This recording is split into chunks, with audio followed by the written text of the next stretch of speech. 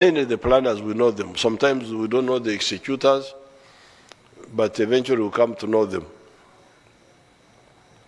Now the planners are in Congo. So we are going for them. The Congo government has allowed us, apart from hunting the ones in the forests, which we have been doing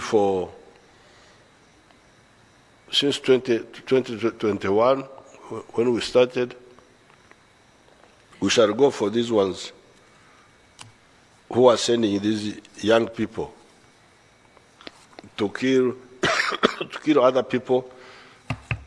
The other day I had a cold and I had to check for corona. There was no corona at this time, but I still have that cold. Now, we are going to finish all these people. So what my purpose of talking to you now is to make you people not panic, thinking that this is a big problem. The problem was more or less solved long ago when we defeated ADF in Semliki Valley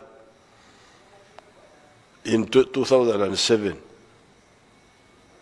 In spite of the support for ADF by the Congo government of that time and by the government of Bashir in Sudan. They had support, but we defeated them. Defeating means you kill them and almost finish them. Anybody who enters Uganda armed is killed. So they gave up entering Uganda as a force. Because when you come as a force, a platoon is like 40 people. You come as a company, 150, you are dead. That's what happened in Semliki Valley in 2007. They came, 183 were dead in a very short time. 87, I think, only 13 went back. From that time, they cannot enter Uganda as a force. But they remained in Congo, mainly killing Congolese. But once in a while, that's why they are foolish, because they should have remained quiet. Now, their bad luck is that the Congo government has allowed us to operate in Congo. And we have brought all our capabilities there. Now, this, like the killing of the children in Nyabugando, is a desperate act. Thinking that, oh, if we kill children, the UPDF will pull back from Congo to go and guard the villages. No. We shall have new soldiers to guard the villages. The ones who are hunting you will continue.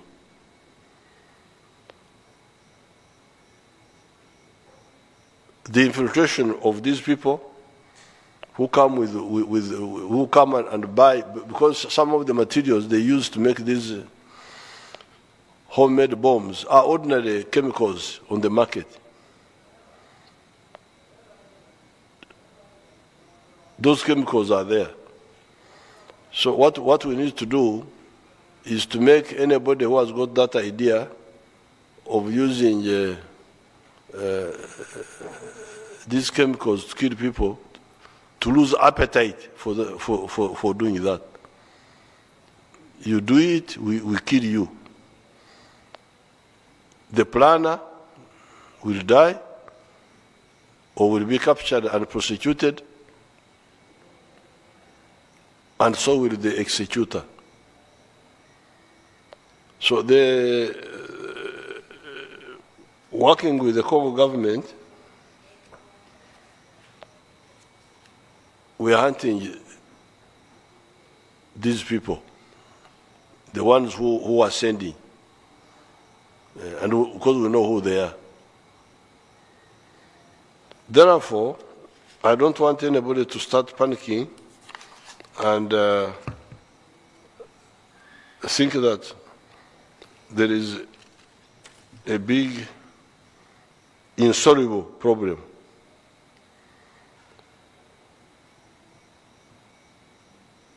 The main points of precaution is because these people who are doing this are people who are not known in the area.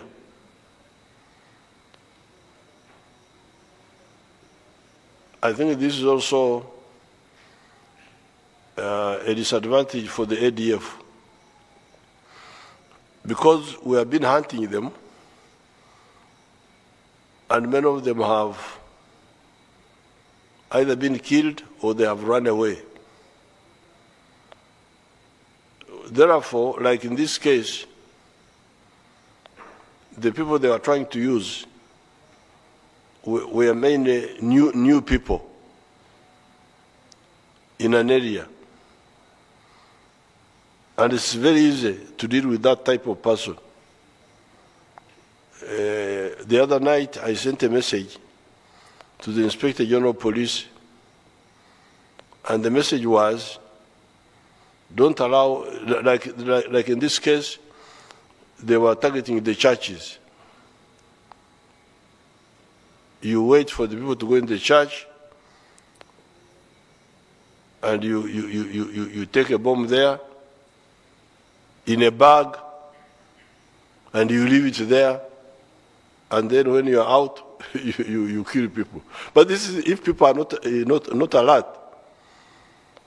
You can only do, they are also quite stupid in their so-called. This is only when people are not alert. Because when we are alert, first of all, we are not going to allow anybody we don't know in our church.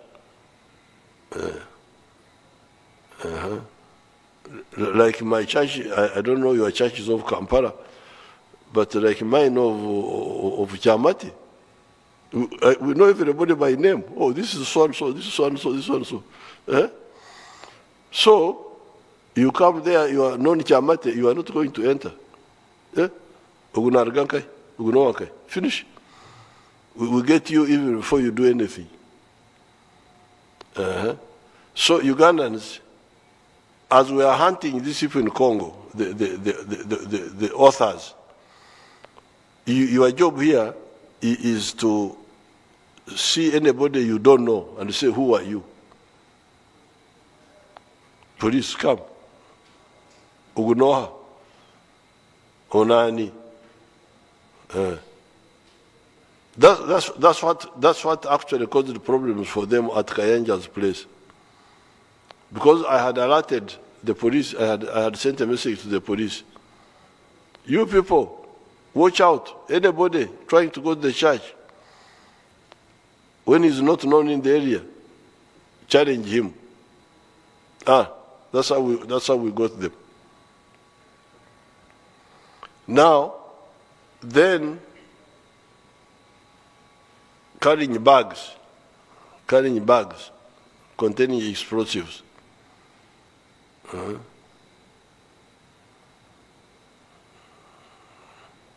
see anybody carrying a bag, you don't know him. But even if he's not carrying a bag, because he may be having a suicide belt, the ones who tie explosives around themselves to kill themselves. So the issue is somebody you don't know in your area should not enter your church, should not enter your bar.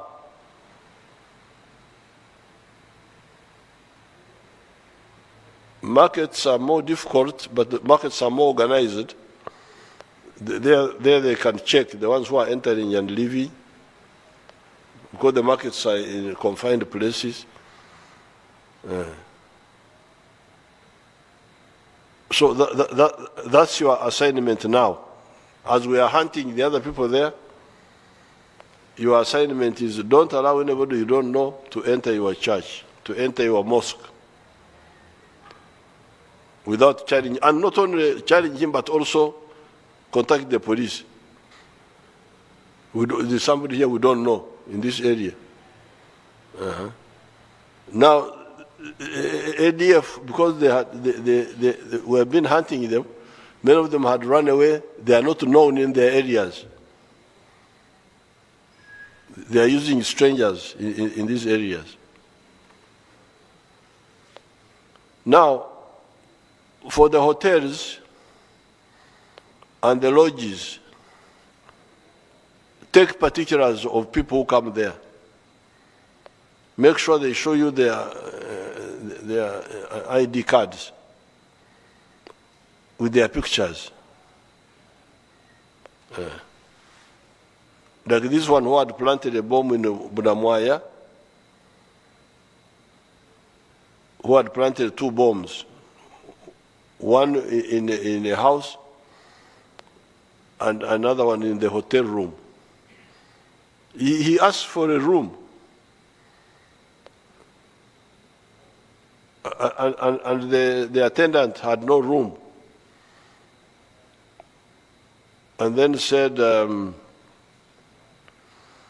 give me your phone. When I get the room, I'll ring you, when people vacate the rooms. So the terrorist gave her a wrong number.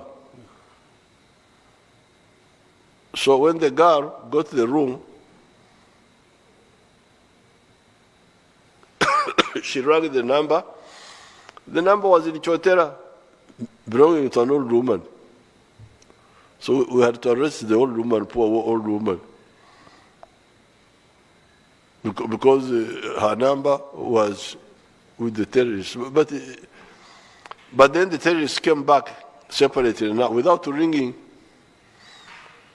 and found that the room was there. Then the girl said, but you gave me the number. When I rang, nobody picked. So, oh, the other man didn't answer. They're also not very clever. So you can see there is a gap by the hotel people and the landlords. Because remember, a terrorist must sleep somewhere in the night. You know, the one who is talking to you is a former, not terrorist, but because the question of where do you sleep is very, very serious. If you have got a smart group who tighten where people sleep, it's a problem for you. Because you must bring your card, your ID card with your picture, and the telephone numbers there. So if you tighten that system of the hotel owner, the hotel receptionist, not even owner, the receptionist must not allow anybody to book without showing their ID cards, which then are recorded. Because the ID cards these days are strict. They are no longer the other ones where people are just printing. I think they are electronic. Are they not electronic? The ID cards now. Yes. The ID cards, and then you must, so you police, you really train our people, the receptionists, the hotel owners, no room without showing an ID card, and making sure that my face is the one which is on the ID card. So those are the hotels now, hotels and lodges. Then you come now to the landlords, because also they can come and flats and so on. The landlord, the same. So the moment you block these people from the hotels, from the lodges, from the estates, the housing estates, that means now they must stay with the families in the homes. And some of these groups don't have many sympathizers who are ready to risk keeping them.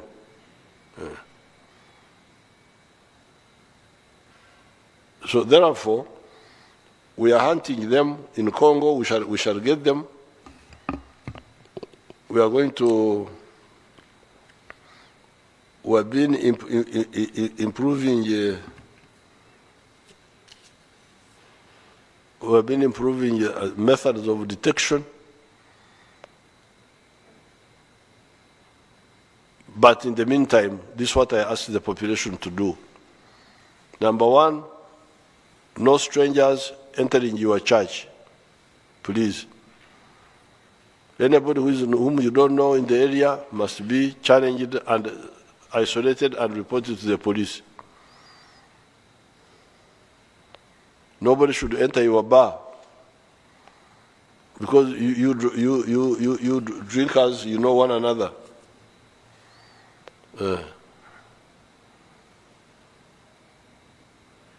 I was not a drinker, but I would be in company with the drinkers. In Nairobi, when I was recruiting the Foranasa people, we had a small hotel called Normandy, where the owner thought I was a big smuggler of gold and that I had a lot of money because I used to come with dollars and so on. So the owner thought I was a big smuggler. And, but we knew one another, the ones who were drinking in that place. There was a Kenyan minister who used to come and drink there called Robert Matano. He didn't know me. I don't know what he thought I was, because I was supposed to be some. My name was Kasum. I was Haji Kasum. So our hotel, we knew one another. So the drink mates, please don't allow anybody whom you don't challenge him. He may have no problem. He will be just a visitor, but challenge him. Let him be checked, and before you allow him. And then the hotels and the real estate, identity cards. For the buses and markets, you need to search people who are coming. There's no shortcut for that, for the buses. But it will not take long because we are really. They are desperate. They are desperate. I don't know whether to advise them to surrender, because even if they surrender, especially the hardcore, the ones who have been doing bad things, we can't just forgive them. They will have to be held accountable. They have done so many bad things, but maybe they may not die. They may be sentenced to prison sentences. If they surrender, we can look at, even if he's condemned to a death sentence, but if he's not dead, there's a chance that he may get a pardon for lower sentence. So I think there is still some advantage for them to surrender now. Otherwise, they will die. We shall kill them. They have done bad things. They have provoked all this. Imagine they wanted to, if they had gone into that church of Kayanja, how many people would have died? So, only option at this stage is surrender. You will not be forgiven. We shall not say amnesty. No, that one I cannot lie to you, because you have done very many bad things. But you may be tried, sentenced. You may get punishment less than death. That will be better than dying. Now, finally, this ADF started because of the ideological disorientation. In the Middle East, including Sudan, because some of our young people, Muslim young people, would go to some of those places and get these nonsensical ideas of saying that Islam is the only correct way of life. And anybody who does, and Islam of a certain type, and anybody who does not agree with that must be killed. Really? This is what I told Bashir, the president of Sudan, former president. We, the indigenous people of this land, this is our land. It's not the land of Arabs.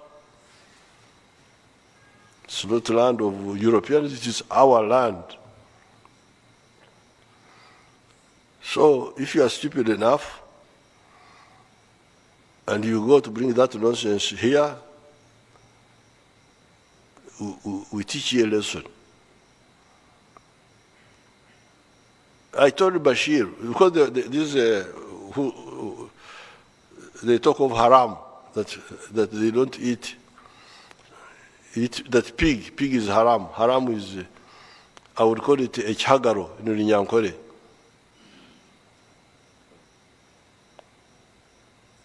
I told Bashir, General Bashir, please, my list of haram is much longer than yours. Because for you are saying that pig is haram. Me, I say pig is haram. I'm a Mnyankore. Private bag, Mbarara. Ntunga, I'm not even Mbar. Yeah. Private bag, I don't have post office number. We had private bag just, our letters would go through the sub-county. But we are the owners of this land. This Ntungamo, this Bunyoro, this, we are the people of this area. Too bad for you. If you don't like us, stay where you are. So don't go on. So I told Bashir, you say that pig is haram. Me, I say pig is haram. Fish is haram. I don't eat fish. Fish is haram. I don't eat chicken, because when you eat chicken, you become unstable. Chicken is a chungu, is a bad. I don't eat mutton. I don't eat all those things. So my list of haram is much longer. But the difference with us here, with the people of this area, is that whatever beliefs I have, I don't interfere with my neighbor if he has got a different belief. For instance, although Banyankore were not eating chicken, but they were keeping chicken for the traditional religious ceremonies, okuragura. But when your Muganda friend, Ore Mukochi, Ore Muzuba from Tanzania, came, you people, you eat chicken, you take this chicken and eat it. This is our culture here. You live and let live. You have your own way, everybody knows it, but I don't interfere with your way of life, you don't interfere with my way of life.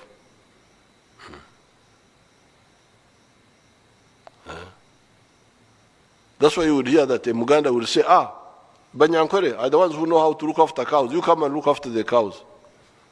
The cows of the Muganda. The cows are Muganda's cows, but because he doesn't have the same passion for cows to sleep with them in the bush, in the what, you Banyankore Balaro, This is how we live here. So if they are idiots who go and pick that nonsense from Arabs and the Pakistanis and all that, you go and become a Pakistani. That's what we told Al-Shabaab in Somalia, because they brought the same nonsense there. The Somalis are Muslims, but they are Muslims who live with others. But Al-Shabaab came with the same idea. The same idea of intolerance. So when we went there, they said, you Kafiri, you go back. Okay, this is our Kafiri land. Africa is ours. It's not for those ideas. So, if you don't want us here, you go back to, I don't know where they come from, Pakistan or whatever. So, fortunately, many of the Muslims are against this. Our Muslims, many of them are against. But those who got caught up, their only chance to come out is now. Because we are not going to wherever they go. In Congo, we are following them. Sometimes they run to South Africa. Those are our allies. Once we get enough information, we shall catch you there in South Africa. Tanzania, Kenya, you have nowhere to go. Yeah. Maybe you go to Europe, because Europe sometimes they go and, if you go and become a homosexual, then they can keep you there. But here in Africa, the only chance you have is surrender and go to jail, but you may not die. So I thank you, the Ugandans. Don't panic. This is the tail end of the ADF. It's not the beginning, it is not the expansion, it is not the growth. I saw members of parliament panicking. I saw them on the TV, panicking, what? There was somebody from Bugabura. These people may come to Bugabura, they may go where, what? No, this is the tail end. We are hunting them.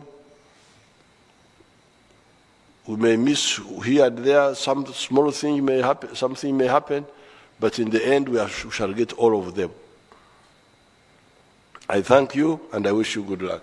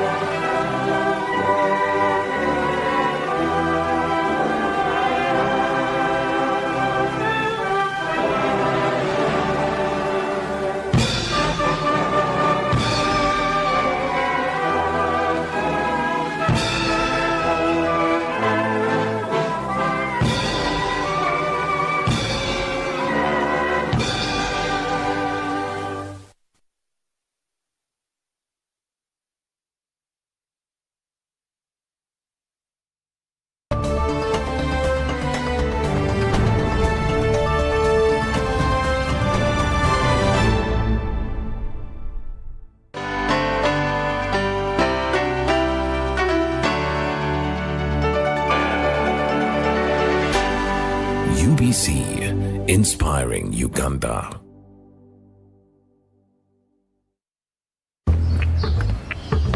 Water, please.